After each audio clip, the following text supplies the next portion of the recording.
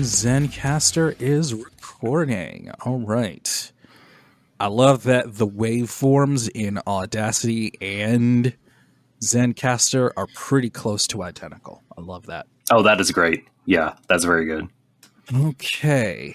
Yeah, everything. By the way, should I be like this far from the mic or should I be this far from the mic? Go back a little. Okay. We'll be back. About right here, maybe. Yep, but okay. Can you turn yourself down a little bit because you are hitting the red? Okay. I certainly can. I turned on an automatic gain doohickey in my mic for speech, so that would explain it. Let me bump this down. Okay, is that any better? That is better for the waveforms. I'll take it. Okay. All right. Okay. We're good. I've got some water. I think we're good to go. All right. Open Door Wrestling Podcast, Episode 5. In 5, 4, 3, 2. What is up, everybody, and welcome to the Open Door Wrestling Podcast, your podcast gateway into the pro wrestling multiverse. Because boy, is the forbidden door open. We're looking at 2021 and the world of pro wrestling with doors being open, and 2022 is already starting to look like more of the same. I'm DJM. I am joined by my co-host and tag partner in wrestling podcastery, The Subtle Doctor. Physician of Nuance, what is happening? DJM, listen. Do you hear that? I hear a knock. Not quite a knock. I hear a tick-tock. Okay. I hear a clickety-clock. Yes, the clickety-clock of horse hooves. And wait, is that a little guitar? That's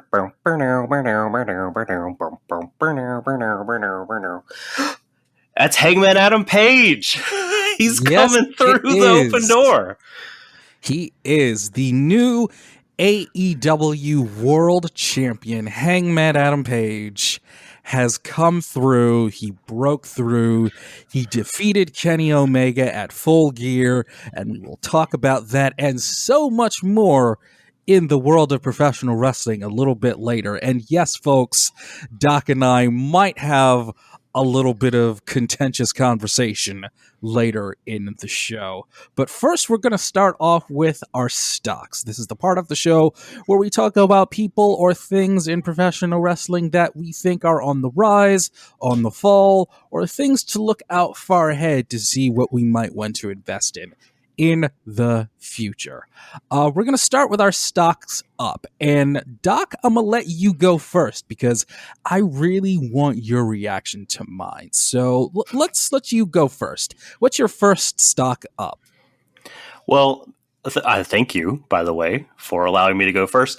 First of all, before I do the stock up, though, I'm going to point my finger to the non-existent camera cutting this fake promo and say to everyone out there, listen, if you can, subscribe if I let you to this podcast. My stock up, DJM, for this episode is the Burberry man himself, Maxwell Jacob Friedman. Now, this may be a weird pick in some people's minds because you might be thinking, his stock is already really, really high, like within his own company. People seem to think highly of him. He's in a big spot. But, step away from the kayfabe.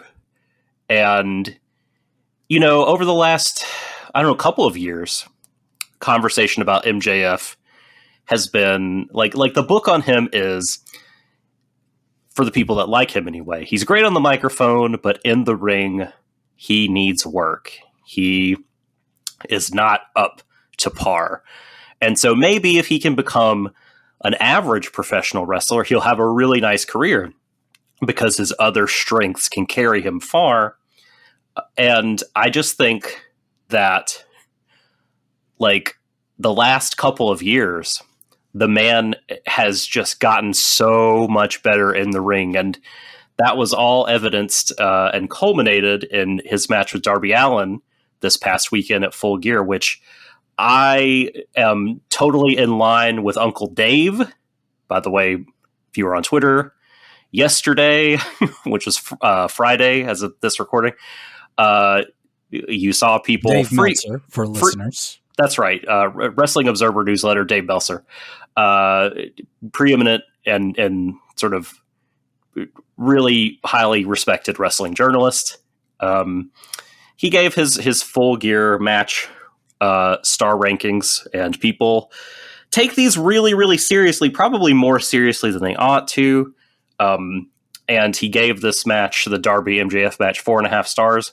Totally agree here. I mean, I thought MJF was just incredible in the ring. I thought he was just so good. Did everything right in terms of his character. His work is just getting so much better. The things he's able to do and the match structures he's able to have and the different kinds of opponents, you know, and I remember last year at Full Gear 2020 is when I really started noticing this. When he had that singles match with Jungle Boy, I was like really taken aback because it's like, oh my God, this was really good. And it wasn't just Jungle Boy. And now I think it's beyond question, if you know, whether you love his kind of promos and shtick, or hate him, I think if you sort of objectively take a look at it, I mean, I think you have to respect his improvements in the ring. So my stock up is MJF. I think that's a good pick on your part, but I will also say that I think in the case of Maxwell Jacob Friedman is that maybe a lot of people forget that there is more to being a professional wrestler than just having good matches. There's more to it than that. And all of those other things, it's no secret, MJF was really, really good at very early on in his career. But in my case, I noticed it when he had his match with Cody and his match with Chris Jericho and his World Championship match with Jon Moxley. That match was great. He always held his own in big singles matches. So it made me realize maybe MJF is good and always has been good, but because he's so good as a personality and as a character, and Excalibur made a joke about this on commentary that he only wrestles about 3 times a year, but maybe it's just because he's so good at everything else that he's able to save himself and keep his bullets in the chamber. Conversely, with somebody like Bryan Danielson, who talks about how much he wrestles and how he wrestles all the time, and it's never a disappointment. With somebody like MJF, it's almost a pleasant surprise every time to see how good he is. But maybe it's just that MJF is just really good in general. There's a reason he's one of the pillars of AEW, that he's going to be part of their future going forward, because he's all around really good at just about all of the aspects of professional wrestling that you need to be, including the matches. Yeah. I mean, I totally agree on your assessment of his future. Just from my recollection, you know, I just don't recall him like as far back as the Cody match. Was that a 2019 match or was that a 2020 match? I believe it was late 2019. Yeah. Like, I don't recall him being as good as he was this past weekend. I just think he's... And that match with Darby was really good. Yeah.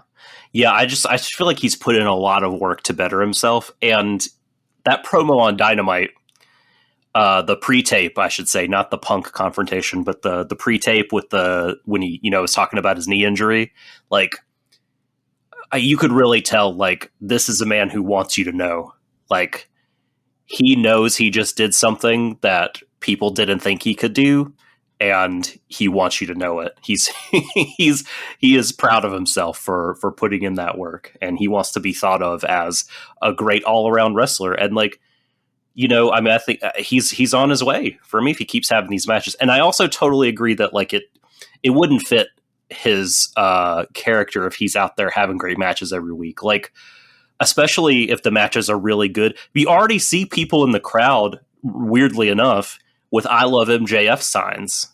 And it's like, I didn't think we'd get to this level so quickly where he would be this good, such that people are coming to his side no matter how much of a dick he is. He's very good. He's very good. He might say he's better than you, and you know it, Doc. My first stock up, and there's going to be a theme with... I've got two, actually, so I'll keep this quick. These are two stocks that I probably bought for a penny about 15 years ago. I bought each of these stocks very, very early, very, very young. And now in late 2021, going into eventually 2022, I am seeing these stocks that I bought for a penny about 15 years ago have a steady, steady, steady growth over a long period of time. And I think in 2022, we're going to see them blow up, and my investments are going to pay off big in 2022. So my two stocks up are Jay Lethal and the, as of this recording, the current GHC heavyweight champion, Katsuhiko Nakajima. Those are my two stocks up. Nakajima is a great pick. I hopefully people are not getting on the bandwagon this late to the Nakajima party. He's had an incredible year. If you look at his, you know, his output, I need to investigate more of his early year stuff, because I really started kind of paying attention when he had the cage match with Kitamiya and he lost his hair. And that was excellent. I think it's the first ever Noah Cage match, but he's had amazing fall, and we're going to get another Nakajima Kano match in like a little over a week, which is just insane because they just had like this match of the year candidate in the N1 final. I'm really excited about that match. You know, my match of the year last year was a very similar deal. Kano had the national title, and he was wrestling Go Shiozaki, and it was both belts on the line, 60-minute draw. I believe it was last August. Check it out. It was my 2020 match of the year. As far as Lethal, I mean, I think it's an excellent pick for a stock up, because his stock has shot through the roof. I mean, and for me, okay, go ahead. For Lethal, like Nakajima, I saw them both when they were babies. You did. I saw Katsuhiko Nakajima wrestling in the Tokyo Dome when he was 18. And I saw Jay Lethal tag teaming with Samoa Joe in main events at Ring of Honor shows when he was 21. And the payoff for both of them has been outstanding.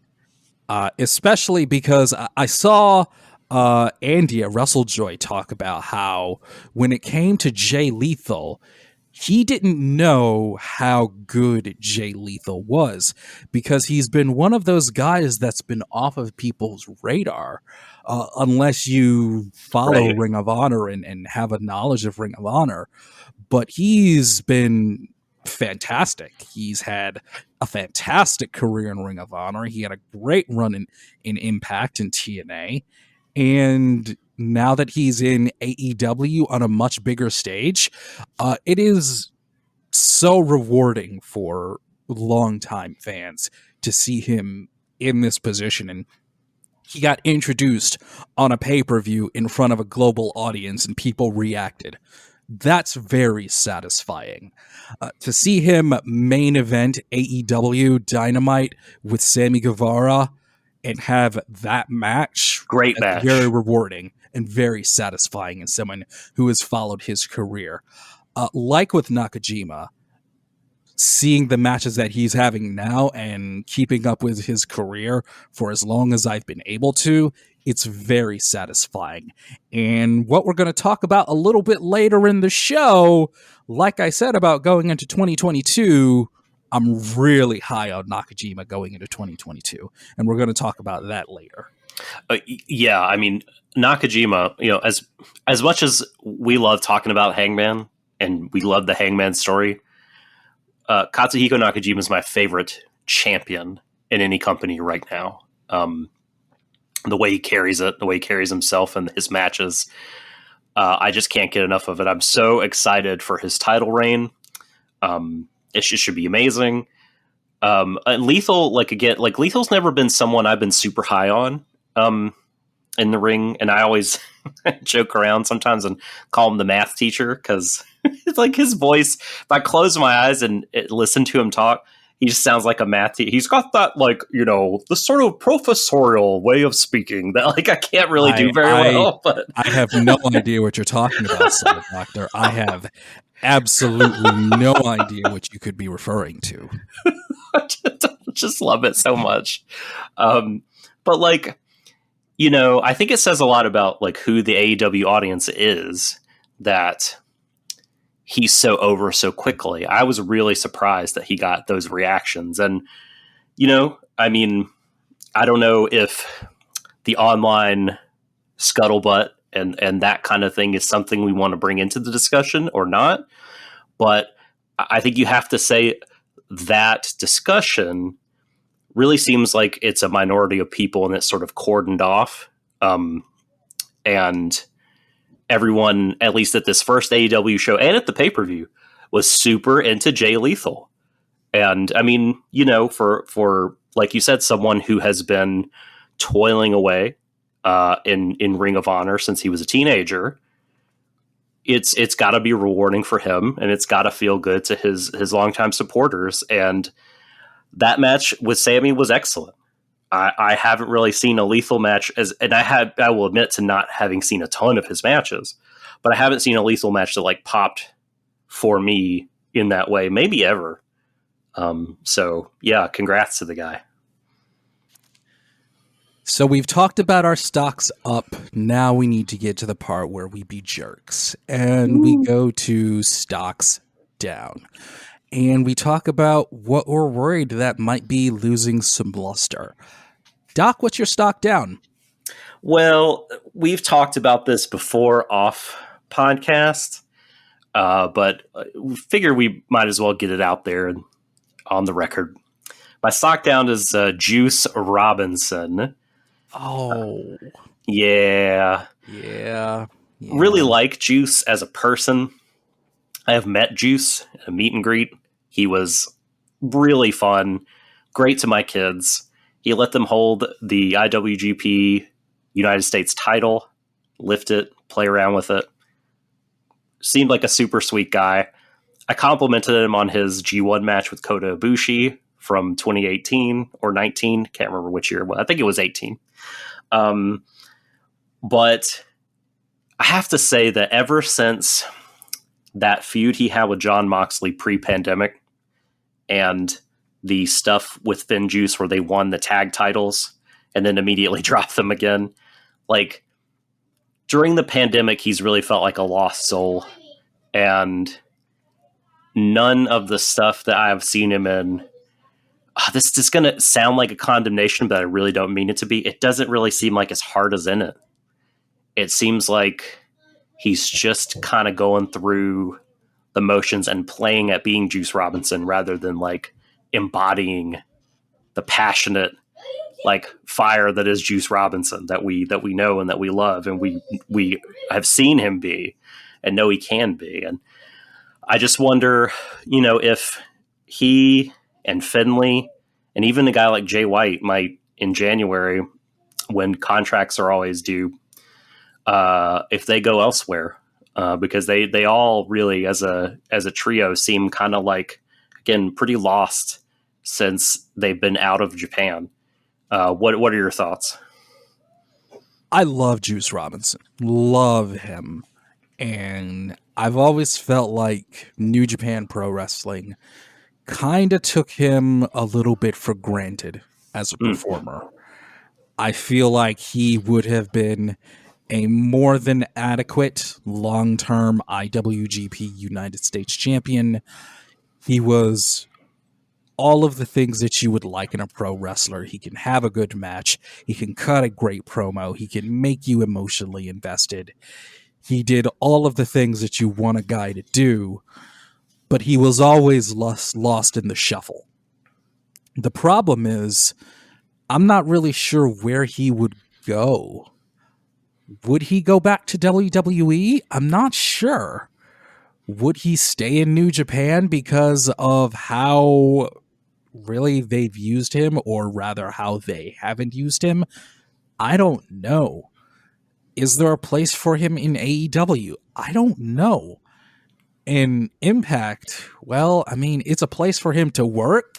He'll be stateside, and I guess that would be good for him, but it's Impact, you know? it's Impact. So I kind of feel for the guy because I think he's a super talent, but he's always just kind of lost in the shuffle. And I think in 2022, there will be other American talents that will probably get prioritized over him in New Japan through no real fault of his own because he's so good. I see where you're coming from, and it's a little disappointing on the part of really the wrestling business as a whole because he's so good. He's so good. He's an incredible promo. I mean, when he's really into something and he's sunk his teeth into it and he's feeling it, like the man just gets me, like pulls my heartstrings. He's a fantastic on the stick. Like the thing with John Moxley, I'll just never forget, like those promos before and after when he said, like, you know, see, John Moxley's killed CJ Parker dead. There's no more of that left in me. That kind of stuff are just incredible. And he's so relatable. You know, when we see like a relatable babyface like Hangman, like on top of his promotion, like Robinson has that super relatable quality to him. And as a worker, I mean, I think he's really great. Like, I never did see him as like a top guy, but if he's not happy at being like a tag champ or possibly never champ, like, then I think he'll need to move on because that's just kind of where New Japan sees him, if even at the never level. I don't think they're going to push him harder than they pushed him up to this point. And maybe he'll be re-energized when the crowds come back in Japan. You know, I don't know. Maybe he'll want to go to be with his significant other on the road. Maybe that's what he's looking for. It's really hard to say. I don't know if anyone wants to go to the, what did you call it? The Connecticut Super Indy or Supermax? The Stanford Supermax. Yeah, I don't know if anyone wants to. I mean, they're cutting people like on a weekly basis, it seems like. So I think people might be a little afraid to go there. Doc. Let me ask you something. Could you see Juice Robinson as the strong openweight champion? 100%. Yes. Could you see Juice Robinson as IWGP United States champion? Oh, of course. Yeah. It's a belt he's held and done really well with. Yeah, absolutely. Okay. All right. So I think we're pretty much on the same page with Juice. I think it really just comes down to, well, I'm just going to say it. There's really no other words for it. If New Japan Creative has anything for him. Yeah. It's a shame. Okay, it's my stock down. And this is a topic in the world of professional wrestling that is always under hotly contested debate. But after Full Gear, I'm giving my stock down to the All Elite Wrestling Women's Division. Whoa. Yep. And here is why. I've said this with friends as I was watching the Full Gear pay-per-view, and I feel like the AEW Women World's Champion, Britt Baker, Dr. Britt Baker, DMD. Thank you. I've started calling her Roman Oh, Baker. how dare you? Not for like any kind of talent or performance reasons, because actually I think both are pretty good. Yeah.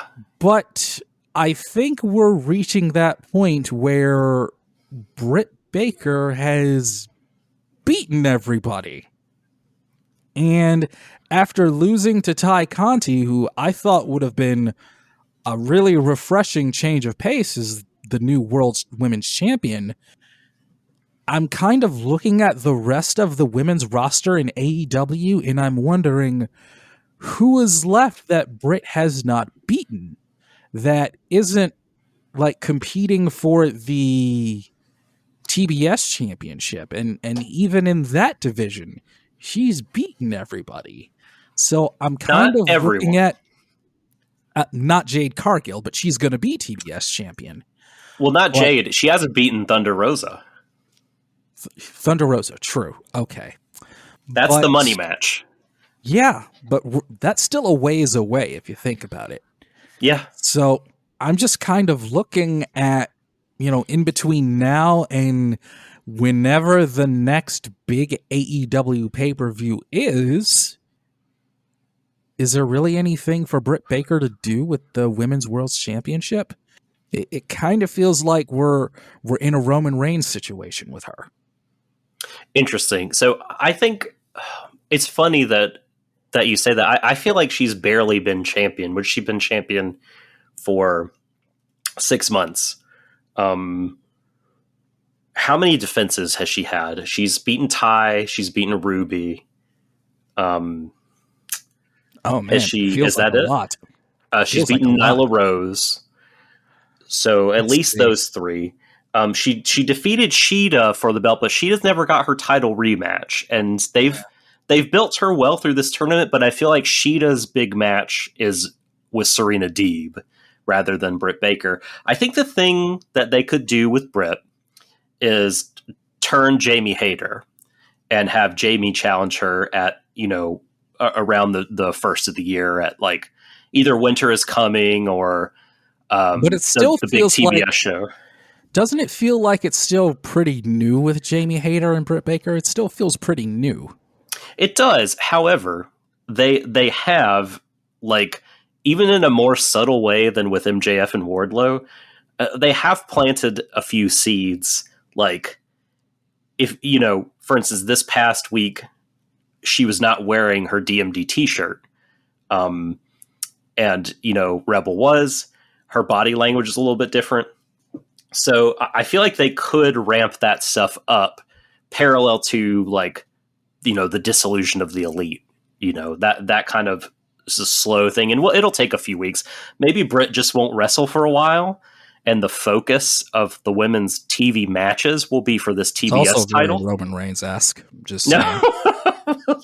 Oh, man. Well, I feel like she's got a couple opponents in front of her. I don't think the situation is as dire, and I don't think Tay was ready to be champion. I love her as a challenger, and I think that she's just made huge strides since she's been at AEW, but I don't think she was ready. So I mean, a stock down on the women's division, at least the world title division. I mean, I can't complain too much, but I'm more optimistic than you. Well, if anyone wants to contest my opinion on AEW's women's division and where it's at currently, you can talk to me on Twitter at The Subtle Doctor and let me know what you think. Listen, they could get Riho out of mothballs. Use her. They could. She's been on Dark. She has been on Dark, so maybe they're working on building her up again. Maybe they are. So let's move into our future stocks where we look long term and we look ahead. Mine probably won't be a surprise to anybody. So, Doc, what's your future stock? Well, I actually do have a future this episode. Surprisingly, I haven't had one for a bit. But my future this week is RevPro's JJ Gale. Have you seen or heard of JJ Gale? I have not. Okay, fair enough. Because JJ Gale is someone who I believe when they came back from lockdown and started doing their empty arena warehouse shows, I believe he was either just ending or had just finished his contenders portion of his career, which is very similar to Young Lions in New Japan. And so he's pretty like fresh new face over there, and he's gotten better and better like every single time they book him and have him on these shows that they do, a couple times a month. He's solid as hell in the ring, like more than solid. I mean, he's great. He's one of the better workers that they have, and they have a lot of really good workers. Like, and he's putting on a lot of size. Like at this at the British J Cup show, which I'll talk about a little bit more later. But he was in a match there, and he was like, I was shocked how much bigger he was than the last time I remember seeing him. And so he's someone that you got to give a look. He's like I think a long-term project there. Him and Callum Newman, who is a little bit smaller of a guy, more of a high flyer. Newman reminds me a lot of young Will Ospreay, and at the age that he is, he might be a little bit better than Will was when he was that age. Hot take, I know, but worth keeping an eye on those two. So I cheated and got two futures in there, but they're both great. I will keep my futures short and sweet. This is going to be one name, enough said, period, moving on. My future stock, Shane Strickland. Oh, this is a great pick. This is a great pick. I don't even need to say anymore. You don't. I don't even need to say anymore. Swerve. Moving on to the big chunk of the show. Let's wrap up Full Gear a little bit. AEW Full Gear's pay-per-view has come and gone. As we talked about at the top of the show, we have a new All Elite Wrestling World Champion in Hangman Adam Page. The Meltzer scale was very, very high on this show. And many have said, as far as in-ring wrestling goes, you probably won't find many professional wrestling shows better than this in recent years and in recent memory. Doc, I personally thought this show was a blast from top to bottom. I think every match on the show was enjoyable. I think everything was paced out really well. I think it was formatted well. I thought everybody was really on their game. I have no real complaints about this show at all. How about you? Well, you stole my thunder a little bit in your introing, because I thought I was going to be like on an island when I said that this show for me it's the best AEW pay-per-view, like full stop, I think. And I've seen all of them up to this point. I think for me, it was even better than the last one, and people love that last one. They love it for not just the high wrestling highs, but like the kind of memorable debuts and stuff like that. For me, wrestling and payoffs kind of trump debuts and those kind of surprises. If I have to weigh them out, they're both great. But if I have to say which one is better, I'm going in-ring and storyline payoffs. So, yeah, I mean, every match I thought was great. Everything over-delivered for me, or delivered to expectations. And, I mean, you might look at another AEW pay-per-view and be like, well, this match was better than anything on Full Gear 2021. Let's say the Lucha Brothers winning the tag belts, the cage match. And, I'm not going to sit here and argue with you about Daniel Bryan. Sorry, there, I did it. Amdrag versus Miro, which was my favorite match on Full Gear. I'm not going to sit here and argue about which of the two is better. But what I will say is, how about the fourth best match on that pay-per-view you love? I think the fourth best match on Full Gear 2021 blows it away. Because like you, from top to bottom, I thought this was just an excellent show. Even the women's stuff, which I think some people are kind of putting at the low end of the show, I really liked the women's world title match a lot. I liked the street fights, even the Jericho Inner Circle Dan Lambert stuff. I'm surprised you liked the street fight. Yeah, I mean, it was like, well, let me put it this way: it was enjoyable, like for what it was, and I think you talked about how the show was laid out. That was the perfect spot to put that match in between these two incredibly emotional matches, just to let us breathe and let us not have to like pay super close attention to everything, and just kind of have like let everything settle emotionally while guys hit each other with shit. It was fine for that, and it was fun, and I happen to enjoy the Dan Lambert act, unlike yourself, and so seeing him get Boston crabs and stuff was a lot of fun for me. But you know, the world title match too, like, okay, here's where I get to my two criticisms of the show. It was too long. Do you agree with me? I think the 4.5 hour stuff is like, it's a lot. It's a lot to go through. I think that if AEW pay-per-views were on Sunday nights in the United States, I would agree with you. But since they're on Saturday nights, and I'm a Monday to Friday guy, I'm okay with it.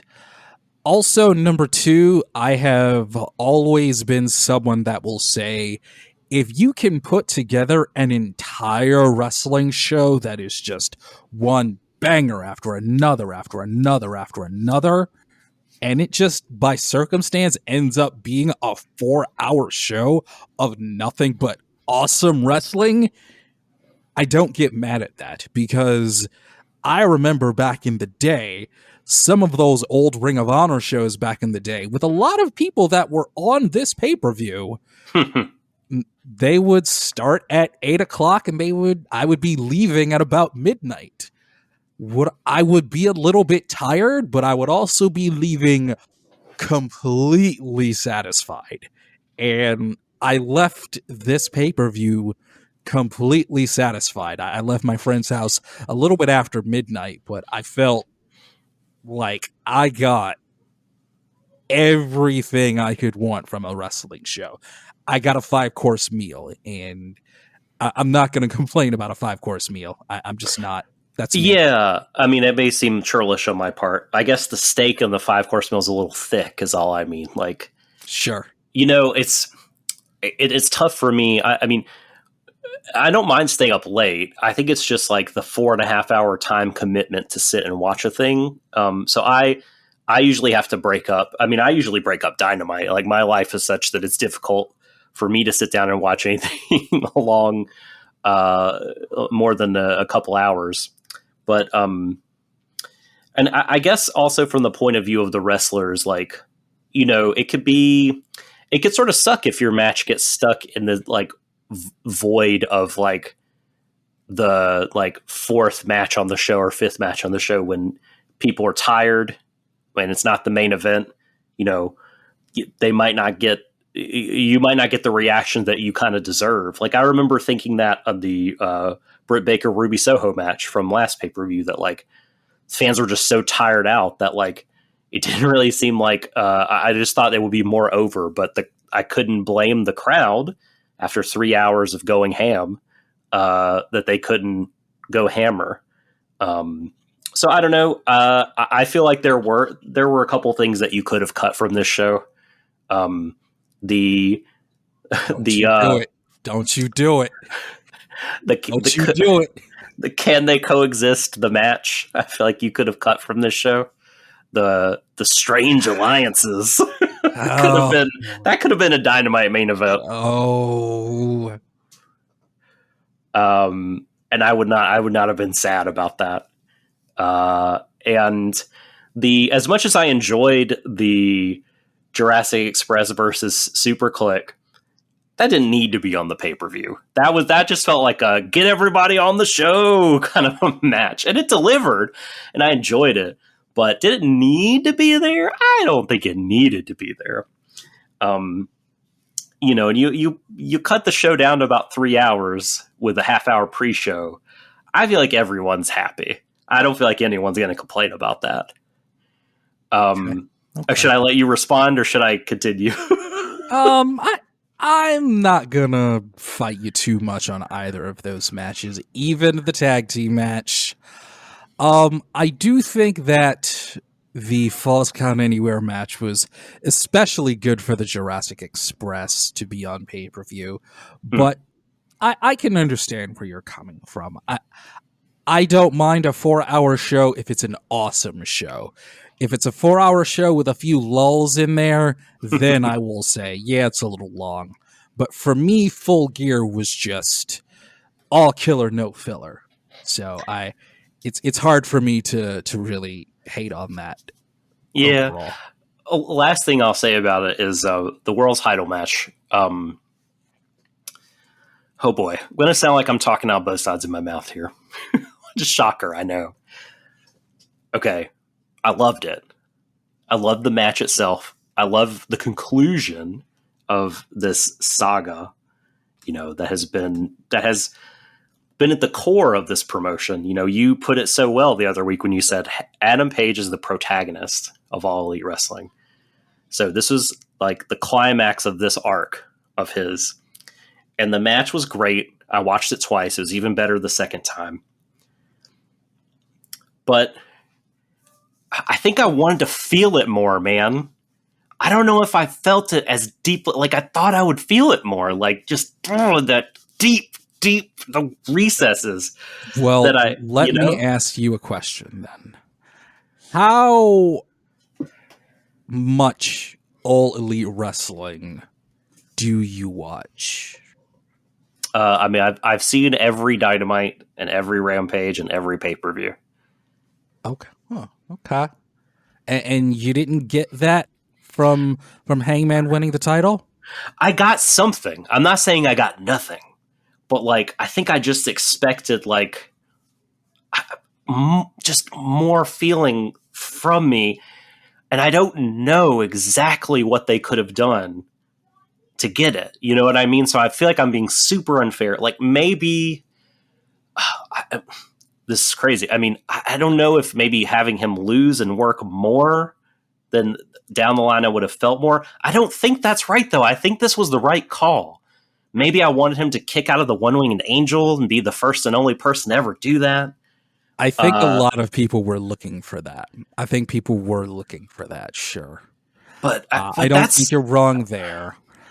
And I do agree that now was the time because there were so many articles and YouTube videos about how Hangman Adam Page has been chasing the world title for 2 years plus at this point, almost 3, and how it kind of had to happen now.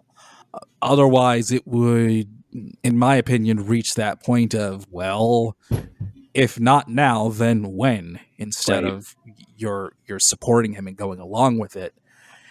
But I think that I'm wondering what it is that you were missing.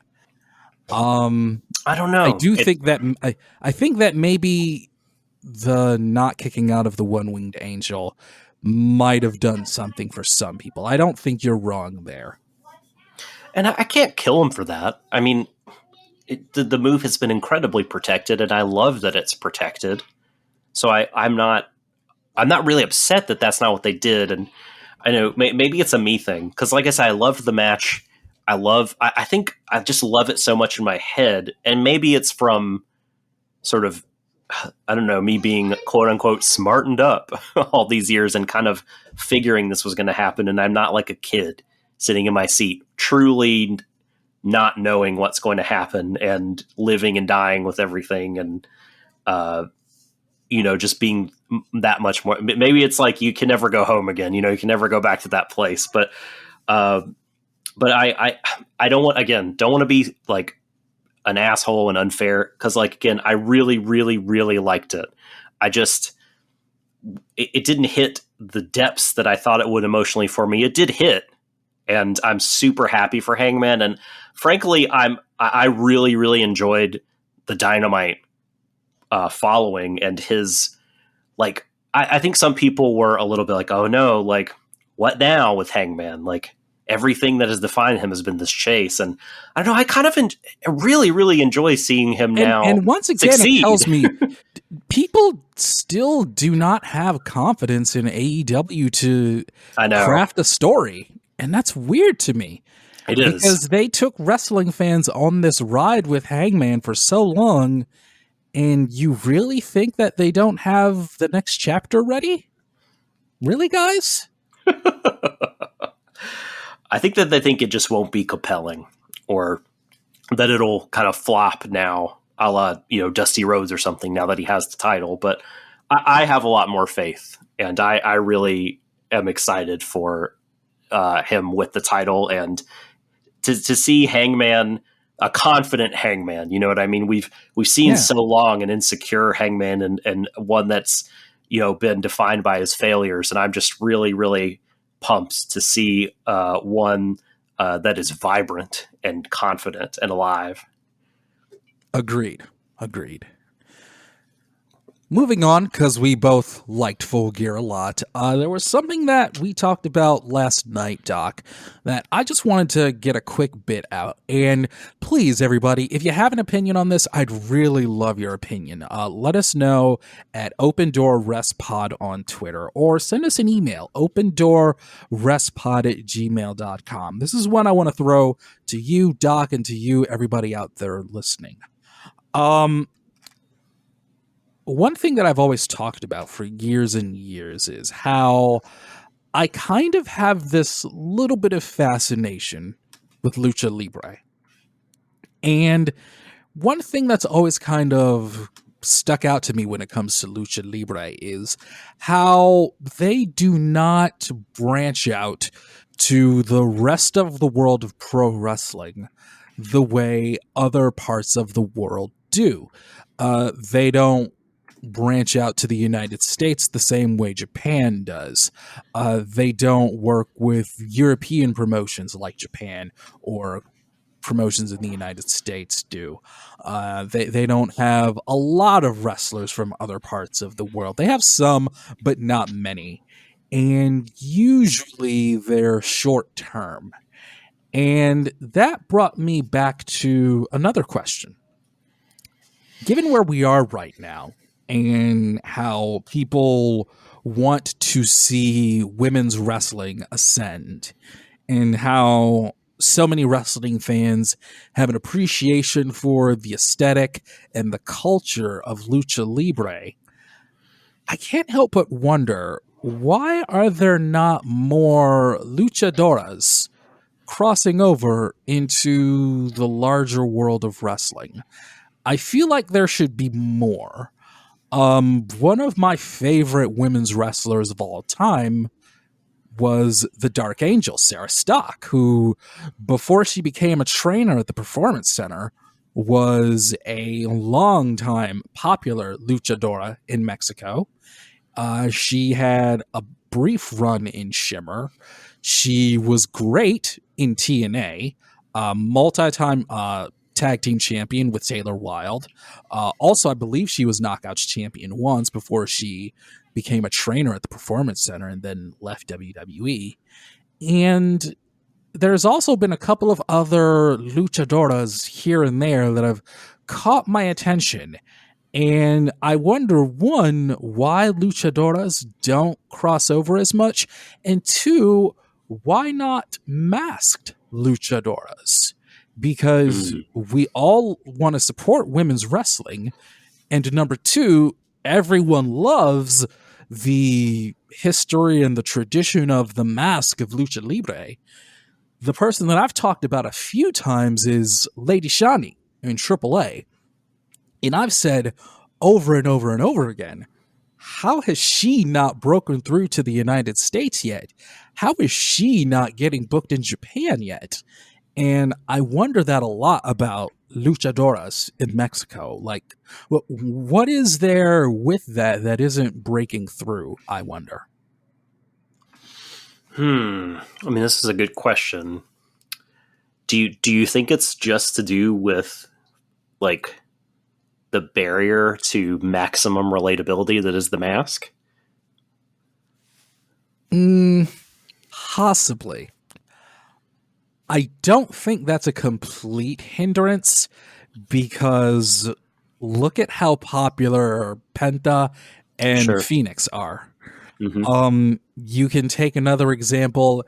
You can see that Rey Mysterio Jr. is a legend. Totally. So there's definitely a possibility, and it's not like Rey was always a great promo. And I wonder, yeah, I just wonder, I'm not sure what it is. And who is one of the most popular pro wrestlers in AEW right now? Specifically, not just as part of the women's division, but one of the more popular wrestlers in AEW right now, Thunder Rosa. And does she wear a mask? No, but she wears face paint. And she comes out with a half Mexican, half American flag. And she does promos where she does English and Spanish.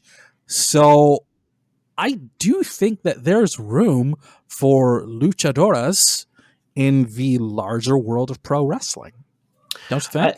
I totally agree. I mean, perhaps like with some Japanese talent, perhaps the language barrier. I mean, I could see that being a problem. You know, if you're not fluent, it's tough to build around someone who wouldn't be able to talk to a live crowd in their native language. I don't think that that's like a deal breaker, though. You know what I mean? And it's easy enough to pair them with someone who can talk for them or interpret them or that kind of thing. You know, like we have seen with the Lucha Brothers and like you said, you know, Thunder Rosa does bilingual promos. But you know, she's also fluent. So, and, you know, that's a good point about the face paint. You know, that's the same kind of deal. You know, we got Sting and Darby Allin and Thunder Rosa, all huge stars and huge stars of the past, that wore masks. You know, I mean, I think wrestling of the past, you could always kind of point to as maybe not the most progressive in terms of being equitable with the top spots. But today, I think you're right. I don't think that there's a good reason, and I'm hopeful that the Lucha Brothers, Thunder Rosa, Andrade can, you know, climb the ladder upward, and that they can continue. Because I think the Lucha Brothers, I think either one of them is worthy of holding top singles gold. If you want to, I mean, you may not want to split them up, but I think they could totally do it. Yeah, that the only reasons I have are that why not are the masks and the language. Because I mean, it's not even like, you know, it's not like every luchador is, you know, 1997 Nitro luchador, and they do come in all shapes, sizes, and wrestling styles. So, you know, it's I don't think the wrestling audience is dumb about this either. I don't think that they would see a luchador and think like, why is this guy or gal holding a top title? Why are they not like in, you know, some 6-man tag or just doing high spots? No. Like, I don't think that's the case at all. People know what lucha libre is. They respect it. Right. So, yeah, I mean, I think this is a very good question. I think this is a great question to ask. And I would love to see more in this area from AEW in particular. Yeah, what do you think? Do you think we'll see a luchador like break out and become men's or women's champion in 2022? I'm not entirely sure. Because while as much as it would intrigue me for sure, because I think that there's definitely room, I don't know, to be honest. I just feel like that there is a kind of invisible barrier. We like to talk about open doors here, but it feels like there might be a wall. And that kind of sucks. It does suck, you know, and there are a few places now for folks to do that. for ladies to do that or guys on a big stage. There's just so few big stages, and the stage that was Ring of Honor has shut up shop. And I thought Miranda Alizé, she's a Luchadores. She was really close, and but now that's no more. I mean, who knows what's happening with that? With Lethal jumping ship, I think is quite a telltale sign of what we can expect in the future there. So yeah, break through this this ceiling. I don't know what to call the ceiling. We're Usually calling people this have the invisible wall. Yeah, invisible. Yeah, break through this invisible wall. Take it down, Tony. And that'll be it on that. So we just got some big news late last night, Doc. And if you were following us on Twitter at Open Door Rest Pod, I noticed something out there on wrestling Twitter the night before we were recording this. I was just kind of sniffing around. And I put out a tweet of, hey, anybody else notice that New Japan Pro Wrestling and Pro Wrestling Noah are tweeting each other and retweeting each other? And they're having a press conference, and there's this chair, and they look like they're doing a press conference together. What's going on? And then you have me in DM saying, "Stop dreaming, David. Stop it. It's never going to happen. Just quit it." And I was just trying to say, look at what they're doing. And lo and behold, there was a joint press conference between the presidents of New Japan and Noah announcing that the third Wrestle Kingdom event, January 8th, through the power of pro wrestling, will be a joint event between New Japan Pro Wrestling and Pro Wrestling Noah. Hell yeah. Japan has opened the forbidden door. New Japan and Noah are working together again. And holy crap, this is fantastic. The hype is real. You know what this means? You know what this makes possible? That we could have on Dynamite Nakajima and Bryan Danielson stare down each other. Yeah. You want to talk about somebody's head getting kicked in? God, the kick death battle. That's oh my God! But this is you deserve to take a victory lap. I mean, you've been calling for this forever, and I have just been poo-pooing it because New Japan hasn't messed with any outsiders since Marufuji himself was in. I guess he was in a G1, and then he had a King of Pro Wrestling title match with Okada in 2017. And I think that's the last time that any Noah talent has been on a New Japan show. New Japan, I think some New Japan talent has done shows elsewhere, and I know the Giant Baba Memorial show was kind of an all-together thing, but for New Japan to host other guys, I mean, this will be 5 years, almost since that happened, and it's really great. I think this completely changes the complexion of how we think about Wrestle Kingdom and the whole 3 days. Well, this third day is going to be this special attraction thing. I'm all in. I'm all up for it. What a fantastic idea. I'm so excited about the potential matchups, about titles possibly crossing over between promotions. I love this so much. I want to see everyone who's across from each other in the graphic have singles matches with each other. I want Shingo versus Sugera. I know you have a different opponent in mind for Sugera. And I want Kiyomiya versus Okada, of course. And you know what? Fuck it. Give me Muto Tanahashi one more time. Hey, just do it. There it is. There it is. Muto versus Tanahashi, absolutely, yes. The match that I am asking for, and I'm going to try my best to speak into existence, is Takashi Sugiura versus Tomohiro Ishii.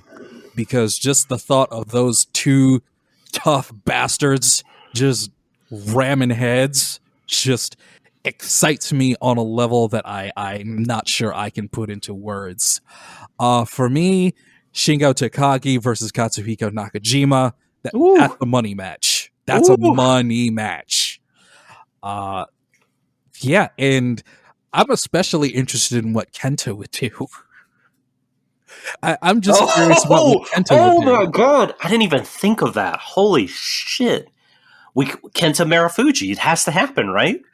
Here's what I was thinking, actually. If you want to get really wild, maybe, just maybe, one more time, Kenta Kobashi comes out of retirement. No, I'm kidding. God, no. God, no. We get the famous Maru Kenta tag team. That okay. Marufuji and Kenta versus, I don't know. Marufuji and Kenta versus like Golden a New Aces. Japan. There it is. There it is. If Ibushi's healthy, there it is. God. There it is. Yeah. I don't know, maybe Naito Sonata if Tanahashi's busy. Yeah, maybe.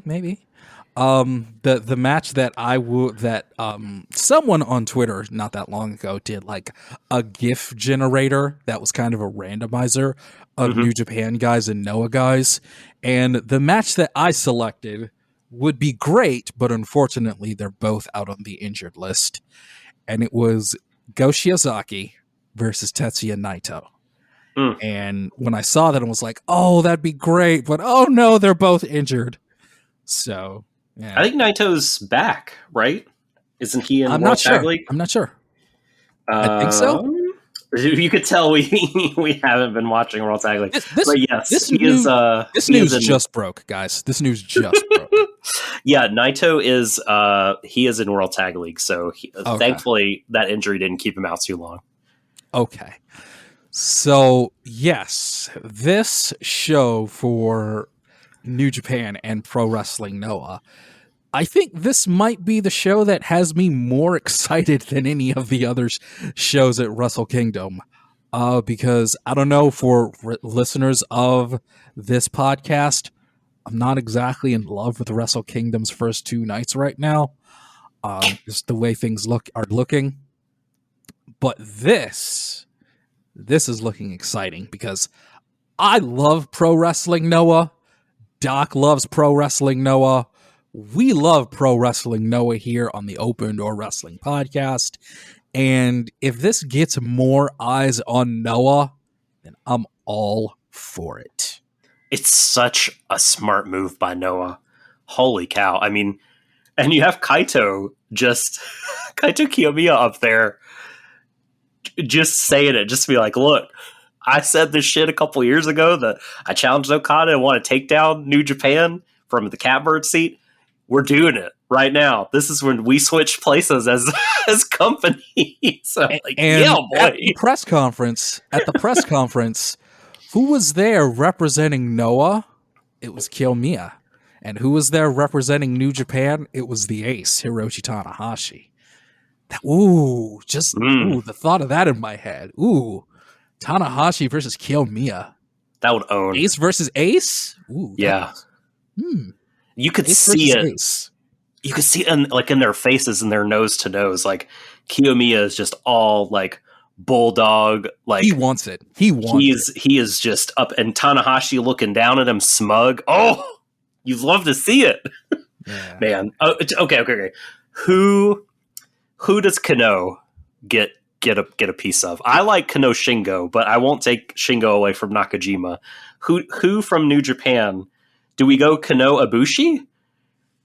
Like, and have them just kick the hell out of each other? If he's healthy, I think Keno versus Tetsuya Naito is the way to go. Oh, man. Don't do that to Naito. I think they have similar styles in a way, like similar personalities. And I think the promos would be good. I think the trash talk would be good between the two of them. And I feel like the two of them could put a really good match together, especially if Naito really heals it up, which you know he can do. Totally. Yes. Oh, this is incredible. I can't believe this has happened. I'm just so happy. I'm so happy that this year I got back into Noah and I can be as excited about this as I am. I cannot wait to hear more information about this. And I am going to do everything I can, short of flying to Japan and talking with Noah and New Japan myself to say, you want Ishii versus Sugiura. That is the match that I want more than anything else. Just let Ishii take off this month. Let him heal up, because same for Sugiura. Save him for Sugiura. How did you feel about his Dynamite performance? It was fine. Yeah, it was okay. You know, I've already given him my stock down. Said he's maybe losing his fastball a little bit. But to be fair, that Dynamite match is a 7-minute tag match with Orange Cassidy. That's not his like wheelhouse. It's not his forte. No. So no, you can't kill him for that too much. No. This is why I'm saying a match with Takashi Sugiura, that's in his wheelhouse. That is an Ishii match. Yeah. That's a Sugiura match too. Yeah. Oh, I can't even imagine. Like, I'm sure Ishii would take the pin. Like, he's just that kind of guy. But, this is going to be so good. Please let it happen. Noah and New Japan working together. This is fantastic. All right, moving on. Doc, this one you put in the doc. You wanted to talk a little bit about former AEW World Champion Kenny Omega and his reign as AEW World Champion. 8 defenses, I believe 346 days, I believe. So tell us what was on your mind. Well, I wanted to just kind of, it's over now. And I wanted to look at it. I wanted to think about it in context of, like, you know, the promotion as a whole and other title reigns in the promotion and other parallel title reigns that have been happening throughout the world of wrestling. And I have to say, like, thinking about the title reign. So you have 8 defenses, huh? I have only 6. Well, I'm looking at the link from Cage Match. Okay, well, so the first one of those is when he wins the title. So that does not a defense. And then the last match, and there's when he loses the title. So everything in between is the defenses, right? So I think he has 6 defenses, which is a fewer. Like, Moxley had 9 during his reign, which was a shorter reign, I think, in terms of days held. But that's, you know, that's neither here nor there. That's no way to judge a title reign by just looking at number of defenses alone. But, you know, I was thinking about it, DJ, and, like, compare it to the Moxley reign. And I thought, like, I would vastly prefer the Moxley reign because I just love the image of him with the belt. I love this character. Like, just everything about Moxley as a performer, I'm super into. Get well soon, of course, Moxley. And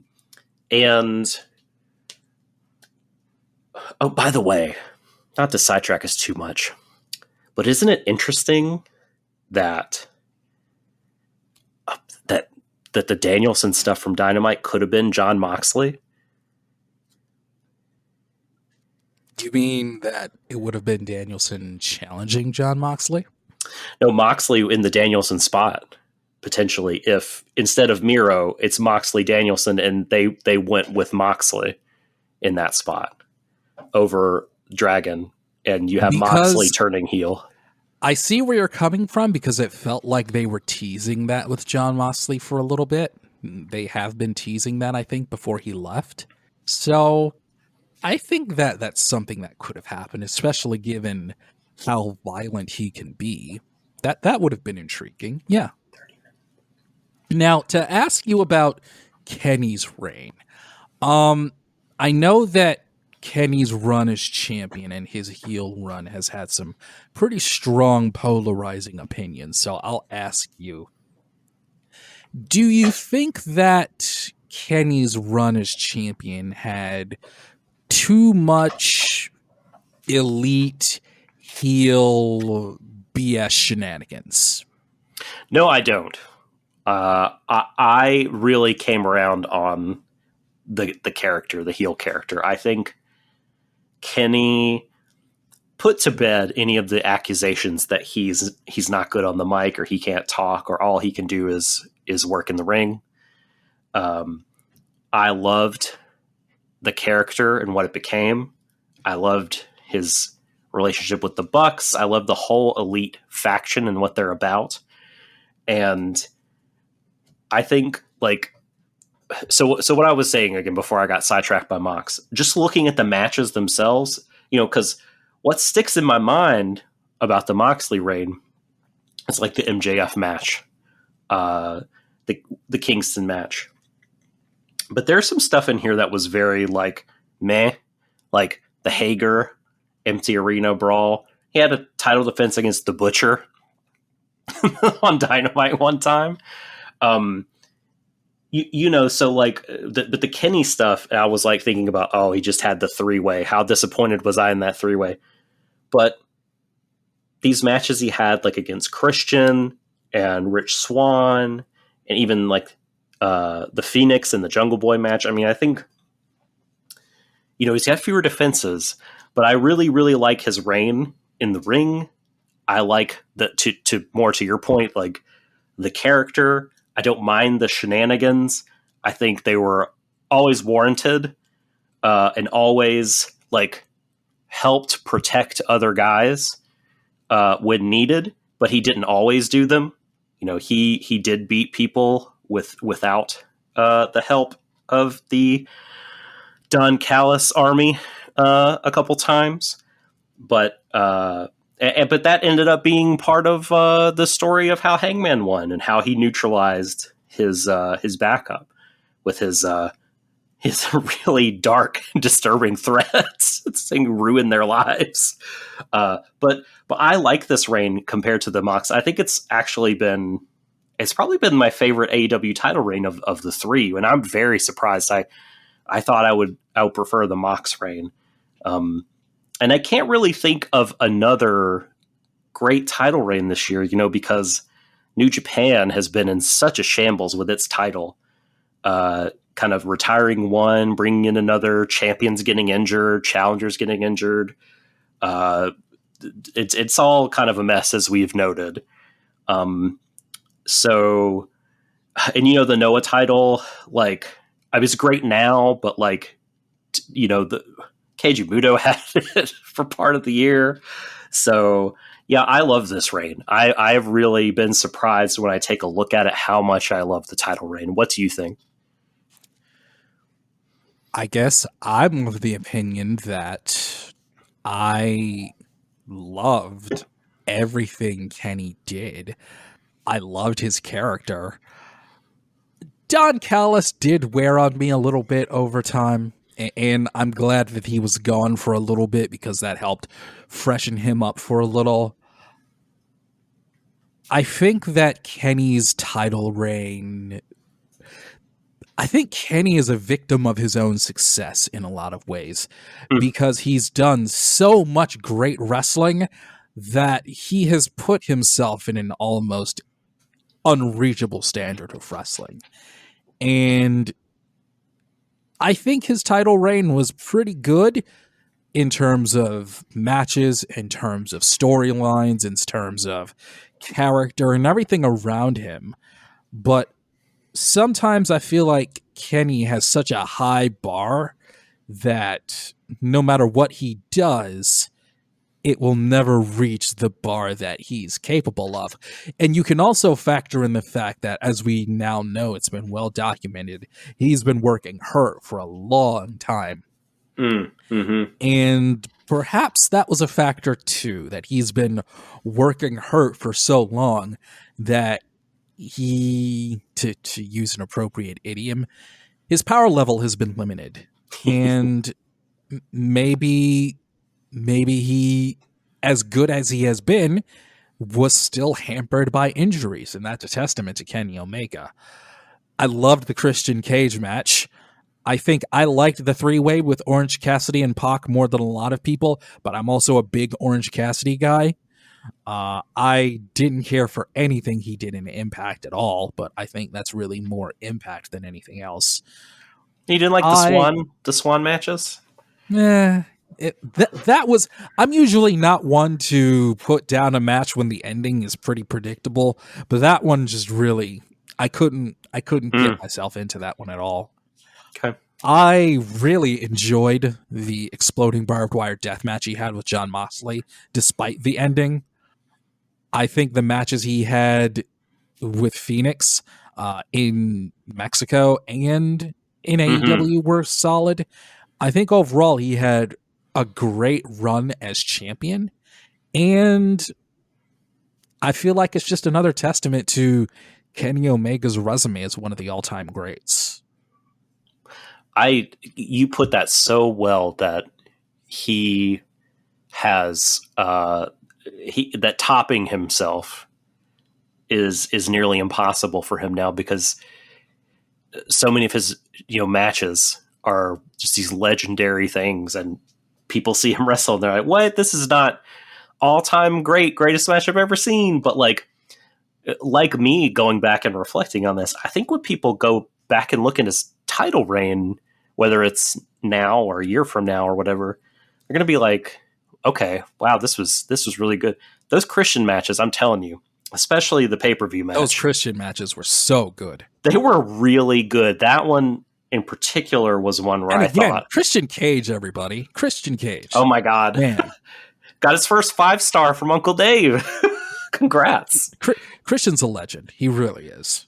He's had an incredible year. Talk about someone like, wow, just so underrated, and done so much more for the company than I ever thought that he could at this age. But no, the Christian matches I think are just super underrated, and everything you said about the rest is totally holds true. The Moxley matches were big money. Those Moxley matches I feel like were like a stepping stone for the company that Punk and Danielson, like they're coming into the company, and the huge exponential growth will overshadow the Moxley matches. But I think if you look at the ratings and the buy rate for the was that Revolution, I think, from this year, like there's real growth there. I think that was their highest pay-per-view buy number that they had up to that point. And again, it's been totally eclipsed by all out, Punk wrestling for the first time in 7 years. But that death match had a lot of buzz and had a lot of people talking. That was a big money match. I think that will be remembered very fondly. So yeah, great title reign for me. And I'm glad that you agree. Further testament to the greatness of Kenny Omega. Aye. So moving on, this one particularly caught my attention as well as yours, Stock, because this is about a guy that I've talked about being in the wrong place in pro wrestling for a very, very long time. And that's Buddy Matthews, the former Buddy Murphy. I remember a tweet he put out asking, I think it was a WWE draft or something, where he asked a question, where do you think I should go, Raw or SmackDown? And my answer was the G1. Hell yeah. That was my answer. And I saw a lot of other people saying New Japan. And now, recently, Buddy Matthews had a match in San Jose, California with Kazuchika Okada, Doc. So what are you thinking about Buddy Matthews? I love Buddy Matthews, but unlike you, I hadn't seen him before because, his time in the Fed was a time I was not watching it, and I was kind of out of wrestling fandom when he was doing stuff prior to joining WWE. So I hadn't really seen him before. And he really impressed me in this match. I mean, if this was his New Japan tryout match, like it makes me think about what people said about Will Ospreay's tryout match, right? That, and it was against the same guy, Okada, and he's sort of you wrestle Okada, and then does Okada put in a good word for you? I mean, I think Okada will put in a really good word for Matthews. That match was really hard hitting. He's I remember hearing that he was on 205 Live, and so I did not imagine him to be as big of a guy as he is. Not as tall as Okada, but very cut, and looked like he could do a lot. He looked like he could get in there and work the New Japan style against anybody. And you could put him in something like the G1 or the New Japan Cup, or just do a program with him, just get him to Japan and get him into the storylines. I think he's totally ready. He could join that company tomorrow and not be out of place. He'd be super over with the fans. I love this guy. I think he's like another one where, like, you think about what New Japan can bring to the table for any single show once COVID is, pray to God, under control, and people could travel back and forth more easily. Matthews is one of like a ton of guys that they could get on any card and blow people away. And I am really, really excited about this guy's future. I hope this is not a one-time thing. I hope he sticks with New Japan. And I also loved, I don't know if you caught this, but his, how everyone in New Japan has kind of a nickname that the announcer will say, like the Ungovernable One, or the Rainmaker, or the Ace of the Universe. Stone Pitbull. So Buddy Murphy's is Secret No More, which is incredible. I think. Yes, because in WWE and in NXT, he was known as the best kept secret in wrestling. That's what he was called, the best kept secret. Oh, okay. Now he's not a secret anymore. I will say, I know how you feel about Chris Dickinson, Doc. That is how I feel about Buddy Matthews. That's how I feel about him. Okay. Like, I feel like, as far as foreign guys go, I've been saying he was made for New Japan like 2 years ago. He's made for New Japan. And the fact that it's happening, I'm really excited for him. I think it's worth checking out Battle in the Valley to check out that match. I mean, it's not going to be your match of the year or anything like that, but just as kind of an interesting situation, right? A guy potentially trying out for a company and mixing it up with someone who's never had a match with. And you feel like, at least I felt like after this match, they got a better match in them. Because absolutely, the finish, I want to call him Murphy, Matthews, stayed out of the way of the Rainmaker for a while, but once he got hit with it, that was it. And it was like, 15-minute match, solid match, but, have that in a G1 in the Budokan, it's going 25 minutes and near falls, and they're leaving everything out there, and it's going to be an even better match. So yeah, really pumped for this guy. Agreed. Moving on from Australia to the UK, RevPro, Revolution Pro Wrestling. Doc, tell me what's going on with RevPro. RevPro! We love the RevPro here. RevPro's having a big show tomorrow, Uprising. Not sure when it's going to make tape. Their streaming service has been a little bit slow to get those uploads there for us. Excuse me. But while you're waiting on that, if you have not seen the British J Cup, which took place earlier this month, it is now on RPW On Demand. And it is, done in the style, maybe not totally in the style, but it is definitely a callback to, the Super J Cup.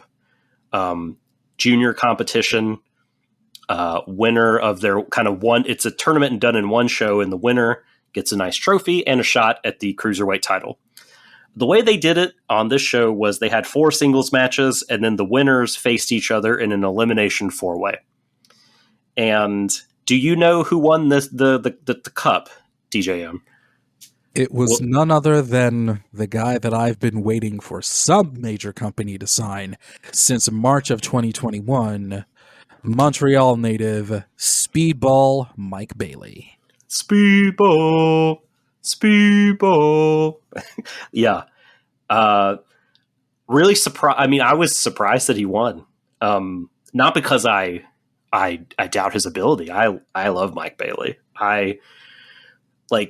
I'm sad that he's not currently in DDT working the DO Grand Prix 2. He's awesome, and he's gotten himself in a little bit better shape than he was pre-pandemic when I saw him last. So he looks great. But I thought storyline wise they would go with like Oku or Mills, and have them kind of face off against each other and have tensions and break up the tag team. They didn't do that. Bailey was in there with Luke Jacobs, I believe. They were the final 2. And they killed it. I mean, I thought this was a really enjoyable show. I wanted to shout out this show because if you're looking for some junior wrestling and you feel like you're a little wary of the best of the Super Juniors lineup, you're like, I've seen all these guys, for 3 years in a row do this tournament. I want something a little fresh, but I want something in a fast-paced style like a junior tournament. I think you could do a lot worse than watching this British J Cup. They have a lot of super talented guys. The aforementioned JJ Gale is in it. Mike Bailey's in it. The OJMO. Sorry? Michael Oku. That's right. Yes. Love Michael Oku. I think he's got such a bright future. Connor Mills, one of my most improved wrestlers of the year. I cared nothing for his work last year. Thought he was just the jaggiest of all jags, as Joe Lanza would say. But he was in it. He did great. And Robbie X, who I don't think too many people know about, but he is a great little worker. Definitely, I think one of the nice, easy watches that you could seek out if you're looking for something in this style. Recommend it as a show. It gets a thumbs up from me. And, I'm really curious about how this big show is going to go. It's hard. RevPro is weird because it's really hard to find their cards before their shows happen. So I don't actually know a ton of the matches that are going to happen on this show. But Will Ospreay will be there. Ricky Knight Jr. will be there. Yota Tsuji will be there. Michael Oku will be wrestling Mike Bailey for the Cruiserweight title. That should be great. So I think RevPro is just a solid little promotion that more people should be looking into. Agreed. And if you're a fan of Speedball Mike Bailey, or if you're curious about the hype behind Speedball Mike Bailey, this is just one more opportunity to check him out before he goes to Impact Wrestling. And as you should. Let's wrap the show up by going back to Pro Wrestling Noah with the Demolition Stage 2021 in Yokohama, Japan. There is a new national champion, Doc. Woo! And I know that we're going to have to talk about something a little bit later. Oh, you changed the doc. How dare you? Oh, I did. We're going to talk about this. We're talking about this. Oh, boy. Okay. Your disrespect. That's right. Okay. Let's first get out of the way. The new national champion, Kano defeated M's Alliance member, or let me start again. Congo's leader, Kano, defeated M's Alliance member, Masaki Mochizuki, for the national title. Mochizuki, just won it. I actually don't mind this whole thing, like this secondary title changing hands rather quickly. They want to build to certain stakes for Kano versus Nakajima. And, it's Kano. I think Kano should be beating Mochizuki. They've had a lot of great battles in the past, but I'm good with this. He didn't run him over or anything. It was a really hotly contested match. And if you look after the match, Kano is pouring sweat. I mean, he worked really hard. He's just totally soaking wet, dripping. But after the match, he had a really great angle. Like, he cut a promo, first telling Mochizuki, like, hey, for an old guy, you did pretty good. And if you don't want me to keep shitting on your generation, you come face me again. And then he turned to Nakajima, who was doing commentary, and was like, hey, let me tell you something. I got a big dream. My dream is to main event the Nippon Budokan in our January show. And to do that, I need the GHC World Heavyweight title, which means you and I got to fight. So get in here and we're going to fight. And Nakajima was like, you want to fight? Let's do it. And now on the 28th, we're getting it. I don't know where the venue is. I am beyond pumped for this match. I can't believe we're getting it again so soon. And it's a double, title unification match potentially. What are your thoughts on all this? There is nothing like the GHC Heavyweight Championship being defended at the Budokan. One thing that Japanese wrestling does so much better than anywhere else is that they allow stablemates to compete in singles matches. Yes. And someone doesn't always have to turn. It can just be two guys who are both at the top of the game going one-on-one. And after the match, they can go out and get a beer later. That's cool. It is. I think this will be exciting for Noah fans, and I'm looking forward to it because we both know, and Noah fans know, that these two are going to absolutely destroy one another, and it's going to be some damn good pro wrestling. I mean, I think a third of their matches have ended in KO, so don't be shocked. Someone gets knocked out. Oh, I love it. I love it so much. Something I don't love so much is the result of this main event, DJM. We have new GHC tag team champions. Now, you look here. You look here with your constant slander of the M's Alliance, sir. First of all, you do realize what my last name is, don't you? Secret member of the M's Alliance, David Majors. Oh, it's not a secret. I've said it for like the secret's out. And who have I always said is my favorite Noah wrestler? You're a Bear Fuji guy. I know this. That's right. And who have I always made excuses for as far as guys in wrestling? Who have I always made excuses for? Have you always made excuses for Keiji Muto? Always. And why can't Masaki Mochizuki is like one of the Dragon Gate OGs. Of course I love Mochizuki. He's great. Yes. So, yes. Masato Tanaka is great. Yeah. Masato Tanaka is a legend. He's an icon. And yes, of course I love M's Alliance, Doc. How dare you with your slander and your disrespect. There's so many world titles in this group and so much great wrestling. Yes, they're the tag champs, and it's awesome. Yes, they are, and it's great. They used to be great. I don't know if I would say that they're great in 2021. Tanaka's great. Marufuji's great. Mochizuki's great. Muto does what he can. I mean, it looks like what he does is Shining Wizard. It looks like he's trying to do a Euro step and falling down. Yeah. It's bad. He does what he can. He doesn't even sell anymore. Have you seen this match? I have not.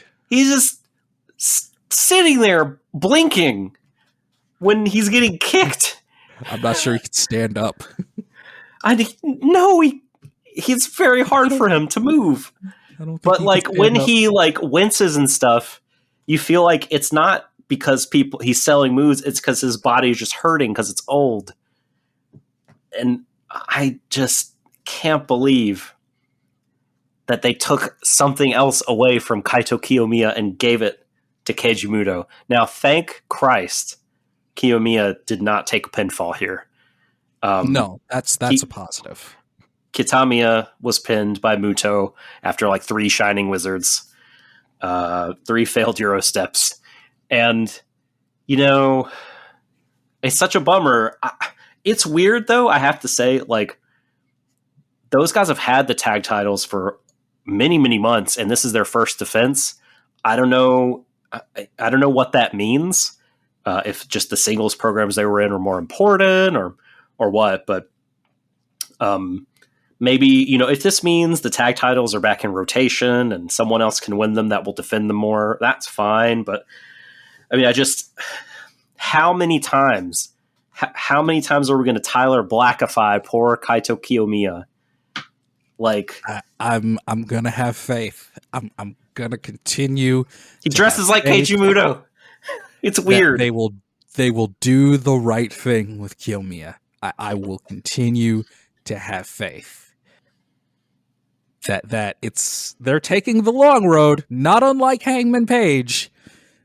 We're taking the long road, but when Kiyomiya gets to the main event of the Budokan someday in 2022 and finally conquers everyone, it will be the right time and the right place. I'm going to keep my faith in Pro Wrestling Noah because of my diametric relationship with Noah, but I'm going to keep the faith. I'm going to keep the faith. I mean, because if Noah did not know what they had in Kiyomiya, they would not have had him at the press conference with Tanahashi. That's the way I see it. So it makes me at least think that they know what they have with him. So I'm going to keep the faith. That's a fair point. I just wonder if it'll be too little too late when they finally pull the trigger, you know? That's my fear. My fear is not that he won't ever win titles. I mean, you know, you see in WWE people winning titles all the time, but it just doesn't mean anything. And Noah's far better booked than that, but still, like, well booked promotions like, you know, old Ring of Honor or New Japan, you know, could miss the boat on people. So that's just what I worry about, you know. And you compare it to the Hangman story, and that's fair in some ways, but I don't know if Hangman lost to Kenny as many times as Kiyomiya has failed to beat Keiji Muto. I mean, I know he's lost 2 singles matches, and he's drawn against them in the N1, and he's lost this tag match to him. I don't know. It feels like a lot, and we're comparing in this scenario. We're meant to compare Kenny Omega to Keiji Muto, and they're nothing. You can't compare those 2 guys. It's Keiji Muto. He's so old. Let me throw one more at you. Someone who is exactly the same age as Kiyomiya. Tell me, do you have faith in the future of Maxwell Jacob Friedman? I absolutely do. He's the same age as Kiyomiya. They are both 25 years old. But he is not lost in high-profile situations like Kiyomiya has. He's lost a world title match. He's lost a world title match. Yes, he has lost one world title match. Absolutely. To the top guy in the company. To the top guy in the company. He's not losing to Billy Gunn. Or you know what I mean? Saying, Billy Gunn can still really go. I'm just thinking of old guys. I don't know a good comp for Keiji Muto in All Elite Wrestling. Right. I'm going to continue to have faith in the future of Kaito Kiyomiya exactly the same way you're going to have faith in MJF's future. I have faith. Yeah. It's just they're just at such different stages. Stop talking crap about the M's Alliance. It's hard because I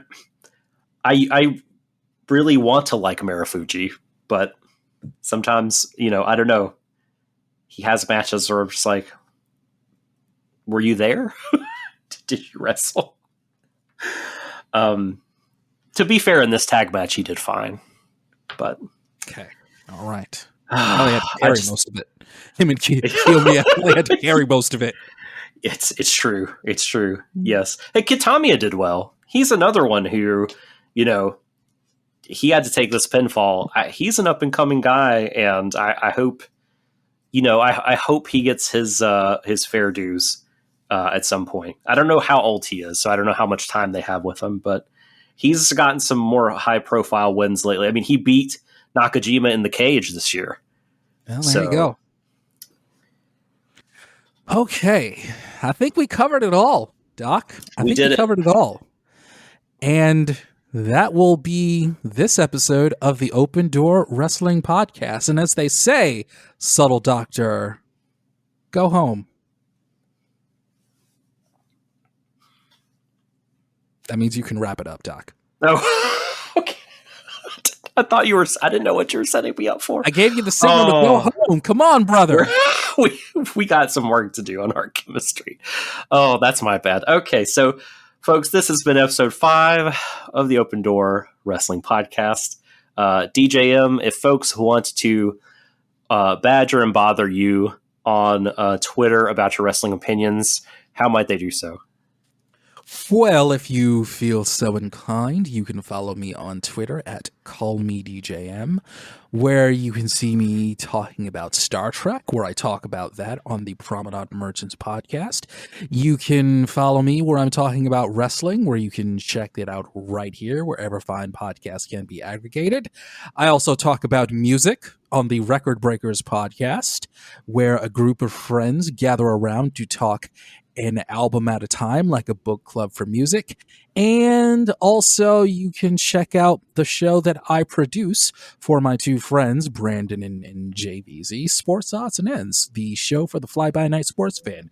And you can follow me on Twitter at CallMeDJM. And of course, you can find me on Twitter at The Subtle Doctor. No caps, no spaces necessary. If you're following that account, you probably read a lot of 1 to 2 tweet book reviews, because I am in a voracious reading phase of my life at the minute. And of course, you can see my wrestling opinions at Open Door Rest Pod on Twitter. That's at Open Door Rest Pod. Send us an email or a tweet if you want to get in touch. opendoorrestpod@gmail is the email address. If you want to help our discoverability, please rate and review us on Apple Music. Give us the old 5-star. Give us the old Uncle Dave treatment. Break the scale. Leave us a nice review. We would sure appreciate it. And for DJM, I'm the Subtle Doctor saying peace.